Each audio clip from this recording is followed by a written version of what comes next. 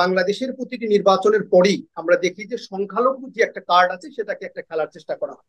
আমার কাছে মনে হচ্ছে গত 5ই আগস্টের এই ছাত্র জনতার অভ্যুত্থানের পরেও বাংলাদেশের অধিকাংশ মিডিয়া এখন পর্যন্ত এই ধরনের অপপ্রচারকে মানে সত্য হিসেবে দেখানোর চেষ্টা করছে।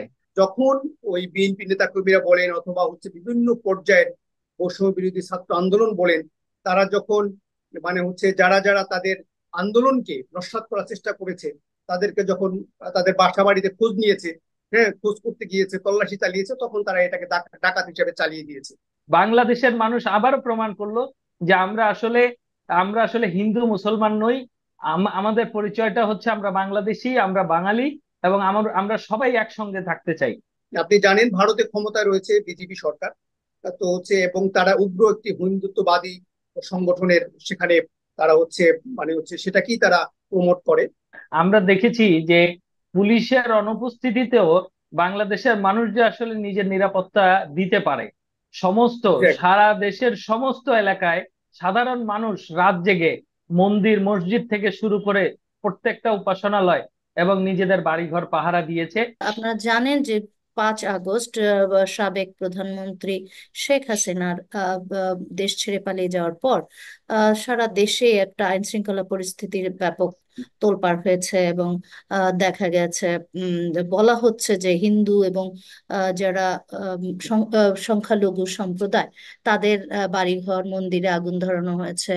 এবং এটা আহ, বিভিন্ন আহ, সংবাদ মাধ্যমগুলিতে, বাংলাদেশের সংবাদ মাধ্যমে না কিন্তু ভারতের সংবাদ মাধ্যমে এটা বেশ বড় আকারে আসছে। এবং শুধু সংবাদ মাধ্যম না, এদের সামাজিক মিডিয়া মাধ্যমগুলোতে তো এমন ভাবে এসেছে মনে হচ্ছে যে একেবারে সব হিন্দুরা এই বাংলাদেশে আর থাকতেই পারছে না, ভয়াবহ অবস্থা যেটা কিনা ও তাদের দেশের সরকারও এটা নিয়ে খুব শঙ্কিত হয়ে পড়েছিল, এবং অনেক কিছু এসেছে। সো সম্প্রতি বিবিসি বাংলা তাদের একটা অনুসন্ধান করেছে, যে তারা অনুসন্ধান করে দেখেছে যে আসলে এই হিন্দুদের বাড়িঘর মন্দিরে হামলা কতটুকু হয়েছে এবং কি কারণে হয়েছে, এবং সবকিছু তারা একটা তদন্ত মানে অনুসন্ধানে করেছে এবং রিপোর্ট করেছে। এবং এটা 19 আগস্ট এই রিপোর্টটা তারা বিবিসি প্রকাশ করেছে। এবং সেখানে তারা তাদের অনুসন্ধানে বেরিয়ে এসেছে যে এটা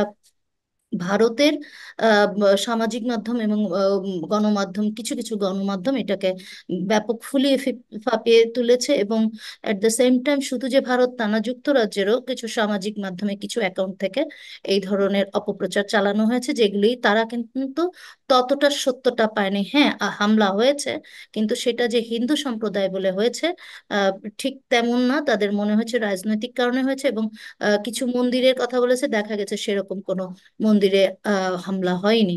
সো আপনারা দুজনেই তো রিপোর্টার, আমি আসলে আপনাদের কাছে মাঠের খবরটা জানতে চাবো, আপনাদের কিছু কি আছে, কি তথ্য আছে এক। দ্বিতীয় হলো, আপনারা কি মনে করছেন যে কেন ভারত এত অত্যুৎসাহী হয়ে এই ধরনের আহ, মানে হামলার ঘটনা প্রচার করেছে? আমি প্রথমেই আমানের কাছে যাচ্ছি। আমান, আপনার কাছে আমি শুনতে চাচ্ছি প্রথমে। জি, ধন্যবাদ আপা, আপনাকে আজকের এই আলোচনা আমাকে যুক্ত করার জন্য এবং ইয়ে করার জন্য। আমি আসলে একেবারে আমার একটা ব্যক্তিগত অভিজ্ঞতা দিয়ে আলোচনাটা শুরু করতে চাই। সেটা হচ্ছে যে আমি আহ, এই সরকারের পতনের পর একদিন বাসায় যাচ্ছিলাম, রাত 11টার পরে হবে। বাসায় যাওয়ার পথে আমার বাসায় পৌঁছানোর আগে একটা মোড়ে বেশ কিছু ছেলে পেলে দাঁড়িয়ে আছে দেখলাম। তো আমি জাস্ট তাদেরকে ক্রস করে বাসায় উঠলাম। উঠে দরজাটা বন্ধ করা মাত্রই মসজিদের মাইক থেকে এলান আসলো যে, সম্মানিত এলাকাবাসী, এলাকায় ডাকাত পড়েছে, আপনারা সকলে সতর্ক হন এবং আশেপাশে কোনো শিক্ষার্থী ভাইরা থাকলে আপনারা দ্রুত আসুন, আমাদেরকে ডাকাতের হাত থেকে রক্ষা করুন। এরকম একটা ঘোষণা আসলো। তো ঘোষণাটা আসার পরে আমি সঙ্গে সঙ্গে আমাদের বাসার যিনি নিরাপত্তার দায়িত্বে আছে তাকে ফোন দিলাম। সে বললো যে, ভাই, এই ধরনের কোনো সমস্যা আমাদের এখানে হয়নি, আপনি নিশ্চিন্তে থাকেন। তো আমি ভাবলাম যে আচ্ছা, ঘটনাটা কি এটা একটু জানি। তো যেই যেই জায়গাটায় ওই ছেলে পেলেদেরকে দাঁড়িয়ে দেখলাম ছিল, ওইখানে আমার এক বন্ধুর বাসা আছে। তাকে ফোন করলাম, সে বলল যে আমার এখানে আছে, যারা আছে ওরা তো একটা রাজনৈতিক দলের কর্মী, ওরা দাঁড়িয়ে আছে। তো আমি এই গণমাধ্যমে সোশ্যাল মিডিয়ায় খুঁজছিলাম যে আসলে ঘটনাটা কি। তো খুঁজতে খুঁজতে দেখলাম যে স্থানীয় একজন আওয়ামী লীগ নেতার বাসায় কিছু ছেলে পেলে গেছে তাকে খোঁজার জন্য। সেখান থেকে আসছে যে এলাকায় ডাকাত পড়েছে। এবং সোশ্যাল মিডিয়া আরো কিছুক্ষণ ঘাটাঘাটির পরে দেখলাম যে এই অ্যানাউন্সমেন্টের পরে এলাকার সমস্ত মানুষ রাস্তায় নেমে এসেছে, তাতে করে ধরেন কিছু ছিচকা চোর টাইপের, বা আমরা যাদেরকে বলি যে টোকাই ইত্যাদি ইত্যাদি, এরকম দুইজনকে ধরে তারা সেনাবাহিনীর হাতে তুলে দিয়েছে। এই ঘটনাটা আসলে অনেকটা এই ধরনের বলা চলে। আপনার নিশ্চয়ই মনে আছে আপা, ভারতের সর্বশেষ লোকসভা নির্বাচনের সময় আমরাই এই স্বাধীন মিডিয়ার আলোচনায় একটা কথা আমি বলেছিলাম যে ওই সময় বাংলাদেশের ফরিদপুরে একটি অনাকাঙ্ক্ষিত ঘটনা ঘটে, যে একটা হুম, মন্দিরে আগুন হুম, দেওয়ার ঘটনায় দুই সহোদর ভাইকে স্থানীয় মানুষরা হত্যা করেছিল। শান্তজি এবং মন্দিরে।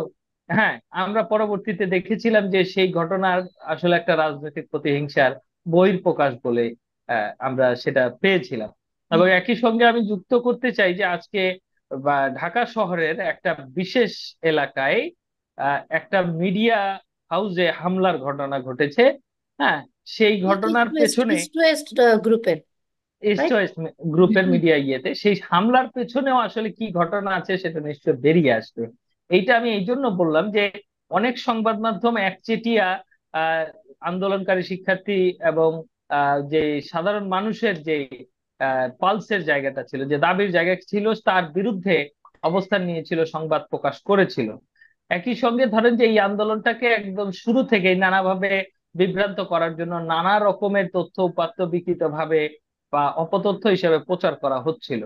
তো সেই প্রচেষ্টার অংশ হিসেবেই আসলে মন্দিরে হামলা হয়েছে, সংখ্যালঘুরা নিরাপত্তাহীনতায় পড়ে গেছে, এই ধরনের একটি অপপ্রচার চালানো হয়েছে আমাদের প্রতিবেশী দেশ থেকে। এবং তাদের যারা পৃথিবীর বিভিন্ন দেশে থাকেন তারাও এই ধরনের একটি অপপ্রচার চালানোর চেষ্টা করেছেন। কেন চেষ্টা করেছেন সেইটা যদি আমরা বিগত 16 বছরের দিকে তাকাই, তাহলে নিঃসন্দেহে আমরা বুঝতে পারবো যে বাংলাদেশের সাধারণ মানুষ করতো বা মনে করে এখনো যে যেই রিজিমটা এতদিন ক্ষমতায় ছিল তাদেরকে টিকিয়ে রাখার ক্ষেত্রে আমাদের প্রতিবেশী দেশের একটা বড় ভূমিকা ছিল। এবং সেই ভূমিকাটা যে সাধারণ মানুষ ইতিবাচক ভাবে নিচ্ছিল না, সেটার বহিঃপ্রকাশ হচ্ছে যে এই গণ আন্দোলনের মধ্যে দিয়ে পদত্যাগ এবং দেশ ত্যাগ করা। তো এই জায়গা থেকে আমরা দেখেছি যে এই ঘটনার পরপর আমাদের প্রতিবেশী দেশের শীর্ষ ব্যক্তিরা তারা সবাই বসেছেন এবং নানা ধরনের কথাবার্তা তারা বলার চেষ্টা করেছেন, অভিযোগ উপস্থাপনের চেষ্টা করেছেন। সেইটা একটা কৌশলগত অবস্থান, যে এখানে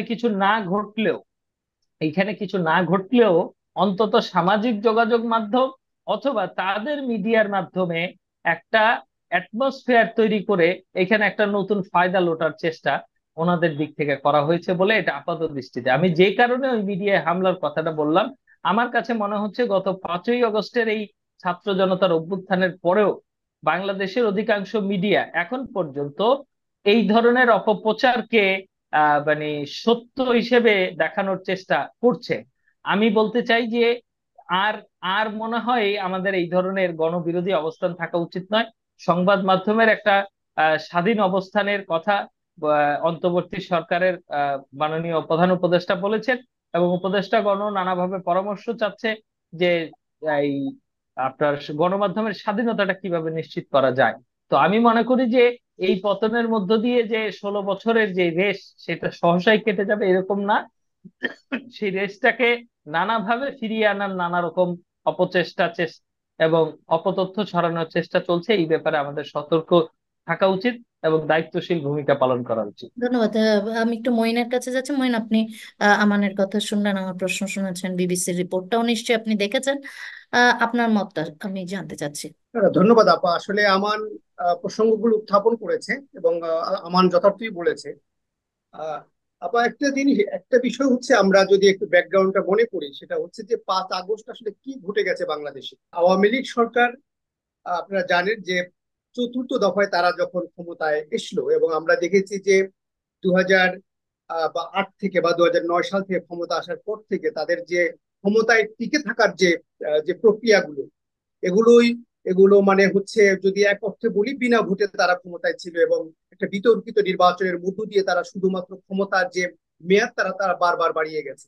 এবং একই সাথে যে তাদের যে এই যে রাষ্ট্র কাঠামো, এবং রাষ্ট্র কাঠামো এককভাবে নিয়ন্ত্রণ করার অংশ হিসেবে তারা, আমরা দেখেছি এখানে স্বাধীন মত প্রকাশের যে বাহনগুলো আছে সেগুলোকে কণ্ঠ হচ্ছে সেগুলো রোধ করা হয়েছে, বিরোধী দলকে টোটালি বিনাশ করা হয়েছে, রাষ্ট্রের প্রতিষ্ঠানগুলো শেষ করে ফেলা হয়েছে। মানুষের জীবনে আমরা দেখেছি যে মানুষের জীবনে ব্রিটিশটার এমন কোনো মানে হচ্ছে মানে দরজা ছিল না যেগুলো মানুষ আসলে মানে কোথাও থেকে নিঃশ্বাস নিতে পারতো, এমন একটি অবস্থায় যখন আমরা দেখছিলাম যে সরকারের এই যে পদত্যাগের দাবিতে পলিটিক্যাল পার্টিগুলো মুভমেন্ট করছিল, কিন্তু তাদের সেই মুভমেন্ট গুলো আমরা দেখেছি যে সরকার তাদের যে যে বরাবরের মতো তাদের যে বাহিনীগুলো আছে সেগুলোকে প্রয়োগ করে, অস্ত্র প্রয়োগ করে, গুলি করে তারা সেগুলো দমন করে দিয়েছে। তো আসলে পলিটিক্যাল পার্টিগুলো চেষ্টা করেছে, কিন্তু তারা আসলে চূড়ান্তভাবে তারা সফল হতে পারেনি। এরকম এরকম একটা পর্যায়ের মধ্য দিয়ে গত নির্বাচন হয়ে গেল 7 জানুয়ারি, এবং নির্বাচনের পরে আমরা 6 মাসের মাথায় একটা অভূতপূর্ব আমরা একটা জিনিস দেখলাম। সেটা হচ্ছে ছাত্র আন্দোলনের মধ্য দিয়ে এই সরকারের বিদায় হয়েছে। এবং এই বিদায়ের আগে সরকার মানে তাদের হাতে যত ধরনের টুল ছিল, আপনি পুলিশ বলেন, বিজিএ বলেন, র্যাব বলেন, এবং ইভেন তারা সেনাবাহিনীকে ব্যবহার করার চেষ্টা করেছিল, কিন্তু ফাইনালি তাদেরকে আসলে দেশ থেকে পালিয়ে যেতে হয়েছে। এই যে সরকারের যে পতন, এবং এই পতনের সাথে মানুষের যে উল্লাস এবং বেরিয়ে পড়া, মানুষের যে সেলিব্রেশন, এই সেলিব্রেশনের অংশ হিসেবে আমরা দেখেছি গণভবনে সেখানে মানুষ মানে হচ্ছে গিয়ে সেলিব্রেশন করেছে, সংসদ ভবনে গিয়েছে তারা, মানে তাদের হাতে তাদের হচ্ছে একটা হচ্ছে বিক্ষোভ নিবারণের একটা ব্যাপার ছিল, আর একটা হচ্ছে সেলিব্রেশনের একটা ব্যাপার ছিল। তো হচ্ছে এই যে যখন ঘটনা ঘটছিল, আপনি জানেন যে গত 20 বছর ধরে বিরোধী দলগুলো মানে হচ্ছে হেন এমন কোনো উপায় নেই, তারা মানে হচ্ছে মানে তারা নির্যাতনের শিকার হয়নি। তারা গুম হয়েছে, তাদের সন্তান হারা হয়েছে, তাদের ফসলের ক্ষতি হয়েছে, তাদের মামলা খাটতে হয়েছে। এইরকম যখন একটি অবস্থা, তখন আমরা কি দেখতে পারি? আমাদের সভাপতি মানুষের মধ্যে একটা স্বাভাবিক প্রতিশোধ পরায়ণতা জন্ম নিবে, এটা তো মানুষ তো আর হচ্ছে মানে সবাইকে ক্ষমা করে দিলাম এই ধরনের টেন্ডেন্সি নিয়ে তো মানুষ আসলে সবাই সোসাইটিতে বসবাস করে না। তো আমরা যখন এগুলো দেখলাম, সেটা হচ্ছে যে এই ধরনের কিছু ঘটনা ঘটছিল, যে মানুষ আসলে বেরিয়ে পড়ছে, বিভিন্ন জায়গায় ভাঙচুর হচ্ছে, হ্যাঁ। এগুলো যখন চলছিল শেখ হাসিনার পতনের আমরা পরের দিন পর্যন্ত আমরা দেখলাম সারা দেশে হচ্ছে এই ধরনের আওয়ামী লীগ বিএনপি একটা ক্লাস চলছিল। এটা যখন প্রায় স্তীমিত হয়ে আসছে, আমরা দেখলাম যে তারই মধ্যে হচ্ছে এই যে আমান যেটা বললো, যে আমরা দেখলাম যে ডাকাত একটা ইস্যু সামনে নিয়ে আসা হয়েছে। অথচ আমরা সাংবাদিক হিসেবে মানে হচ্ছে যতটা খোঁজ খবর নিয়েছি, আমান যেটা বলেছে এগুলো টোটালি হচ্ছে যে যখন ওই বিএনপি নেতা কর্মীরা বলেন, অথবা হচ্ছে বিভিন্ন পর্যায়ের বৈষম্য বিরোধী ছাত্র আন্দোলন বলেন, তারা যখন মানে হচ্ছে যারা যারা তাদের আন্দোলনকে নস্যাৎ করার চেষ্টা করেছে, তাদেরকে যখন তাদের বাসা বাড়িতে খোঁজ নিয়েছে, হ্যাঁ খোঁজ করতে গিয়েছে, তল্লাশি চালিয়েছে, তখন তারা এটাকে ডাকাত হিসেবে চালিয়ে দিয়েছে। হুম। আর একটা হচ্ছে যে এই যে মানে হচ্ছে বাংলাদেশে যে এই শেখ হাসিনা সরকারের পতনের পরে সব যে ভেঙে পড়েছে, হ্যাঁ, এবং যে কোনো কিছুই যে আগের মতো আর নেই সেটাকে একটা দেখানোর একটা প্রয়াস তারা নানান ভাবে এটা সামনে নিয়ে আসা হয়েছে। আসলে বাস্তবিক করতে আপনি আমার গ্রামে আমার মা সকালে ফোন করে বলছে যে সারা রাতে ঘুমাতে পারিনি, ডাকাত ডাকাত। আমি জিজ্ঞেস করলাম যে আশেপাশে কোথাও কি ডাকাতি হয়েছে, শুনেছেন? বলছে না, কোথাও শুনিনি। আসলে বাস্তবতা হচ্ছে এগুলো আপনি যদি ওই দিন ফেসবুকে দেখতেন পরপর 3 দিন, মনে হচ্ছে পুরো বাংলাদেশ ডাকাতে সয়লাব হয়ে গেছে। হম। কিন্তু আমরা দেখেছি, আপনার গণমাধ্যমে আমরা দেখেছি যে হয়তো বিচ্ছিন্ন ভাবে এরকম 10-12টি ঘটনা ঘটেছে বিভিন্ন জায়গায়। হ্যাঁ, এবং সেটা আসলে ঠিক আসলে মানে খুব মানে ব্রডলি আসলে বলার মতো না। এবং আপনি এরপরে আমরা যেটা দেখলাম, ডাকাতের পরপরই একটা সংখ্যালঘু ইস্যু সামনে চলে আসলো। আপনি জানেন যে যে বাংলাদেশের প্রতিটি নির্বাচনের পরেই আমরা দেখি যে সংখ্যালঘু যে একটা কার্ড আছে সেটাকে একটা খেলার চেষ্টা করা হয়। হুম। তো হচ্ছে এবং এবারও সেটার ব্যতিক্রম হয়নি। আহ, মানে সংখ্যালঘুদের মানে হচ্ছে মন্দিরে হামলা, তাদের বাড়িঘরে হামলা, হ্যাঁ, তো এই বিষয়গুলো সামনে নিয়ে আসা হয়েছে। এবারও আমরা তাই দেখেছি, যদিও এইসব ঘটনার আসলে খুব বিচ্ছিন্ন ভাবে কিছু ঘটনা ঘটেছে, একদম যে ঘটেনি তা না। তো হচ্ছে কিছু ঘটনা ঘটেছে, কিন্তু এটাকে যেভাবে সামনে এনে এবং এটাকে একটা প্রতি বিপ্লব ঘটানোর যে একটা আমরা চেষ্টা হিসেবে আমরা শুনতে পেয়েছি, ছাত্র সমাজ থেকে বলা হয়েছে যে মানে হচ্ছে একটা বিপ্লব হয়ে গেছে, গণ অভ্যুত্থান হয়েছে, এবং এটাকে এটাকে মানে হচ্ছে আরেকটি পাল্টা মানে হচ্ছে একটা বিপ্লবের রূপান্তরের একটা চেষ্টা হিসেবে আমরা দেখেছি। আপনি দেখেছেন শাহবাগে মানে হচ্ছে হাজার হাজার হিন্দু কমিউনিটির লোকজন তারা সেখানে প্রোটেস্ট করেছে, তাদের নিরাপত্তা চেয়ে, আসলে যে বাস্তবিক সেটারও অর্থে এই কিন্তু এই ধরনের। শাহবাগে যারা এসেছে হিন্দু কমিউনিটি, এরকমও হ্যাঁ, প্রশ্ন উঠেছে যে আসলে কি তারা কয়েকজন সামনে হিন্দু ছিল আর পেছনে আসলে একটা বলেন। রাজনৈতিক দলের মানুষ হুম। ছিল, যেটা কিনা অনেকেই বলেছে যে তাদের এনআইডি চেক করেন তাহলে বোঝা যাবে যে আসলেই তারা হিন্দু সম্প্রদায়ের কিনা। আমি কিন্তু এরকমও শুনেছি। জি বলেন মইন। তো তো হচ্ছে আসলে সংখ্যালঘুদের উপর নির্যাতন, এটি আসলে টোটালি একটা পলিটিক্যাল পার্ট ছিল।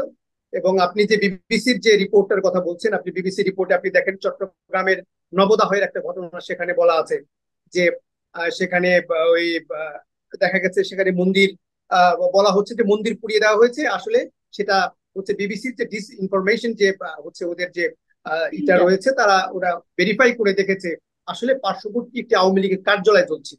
হুম। তো ঠিক আসলে এই ধরনের ঘটনাই ঘটছে বিভিন্ন জায়গায়। এর ইভেন পেছনের কারণটা আপনি কি মনে করেন? ইন্ডিয়ার সামাজিক মাধ্যম এবং গণমাধ্যমগুলি কেন এত বেশি ক্রেজি হয়ে গেল? আমান যেটা বলছে যে রাজনৈতিক কারণ, সেটাও, এবং তারাও এই সরকার এটা চলে যাচ্ছে এটা ঠিক মেনে নিতে পারছে না না। জি বলেন। এক্স্যাক্টলি, এটা একটা টোটালি রাজনৈতিক কারণ। এটার সাথে ধর্মীয় কোনো কারণ যুক্ত নেই, এটা টোটালি পলিটিক্যাল কজ। এবং আপনি জানেন ভারতে ক্ষমতায় রয়েছে বিজেপি সরকার।